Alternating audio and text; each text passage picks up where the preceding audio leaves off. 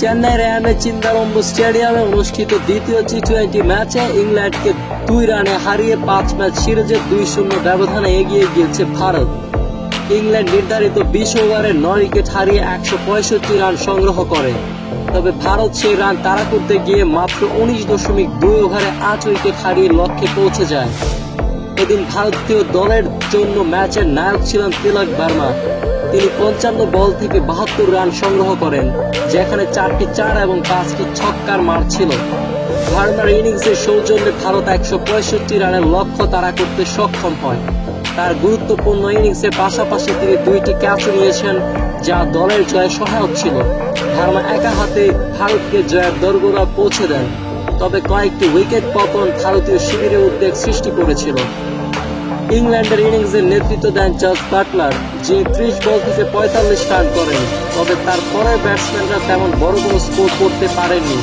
Brydon curse 31, ক্যাম Smith 22 কিছুটা প্রতিরোধ করার চেষ্টা করে। তবে অবশেষে ইংল্যান্ড তাদের নির্ধারিত 20 ওভারে 165 রানেই থেমে যায়। ভারতের বোলিংয়ের সেরা পারফরমেন্স ছিল অক্ষর প্যাটেল, তিনি নিয়েছেন 2 উইকেট। তাছাড়া বরুণ চক্রবর্তীও নিয়েছেন 2টা উইকেট। এছাড়া অভিষেক শর্মা, রবি বিষ্ণয় ও হার্দিক পান্ডিয়াও 1টি করে উইকেট নেন। ভারতের তাড়া করার সময় বেশ কিছু বড় নাম দ্রুত সাজঘরে ফিরে যায়।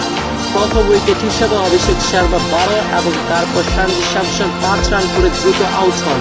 তবে তিলক ভার্মার 72 রানের ইনিংস ভারতকে লড়াই রেখে দেয়। তাকে সহায়তা করেছেন সূর্যকুমার যাদব এবং ওয়াশিংটন সুন্দর। কিন্তু ইংল্যান্ডের বোলিংয়ে ব্রাইডেন কার্স এবং মার্ক উডের আক্রমণ খুবই কার্যকর ছিল এবং তারা ভারতের ব্যাটসম্যানদের চাপের মধ্যেই রাখে। ম্যাচের শেষ দিকে রবি বিষ্ণয় এবং আর্শদীপ সিংয়ের ঝুলন্ত ব্যাটিংয়ের মাধ্যমে ভারত ম্যাচ জিতে নিতে সক্ষম হয়।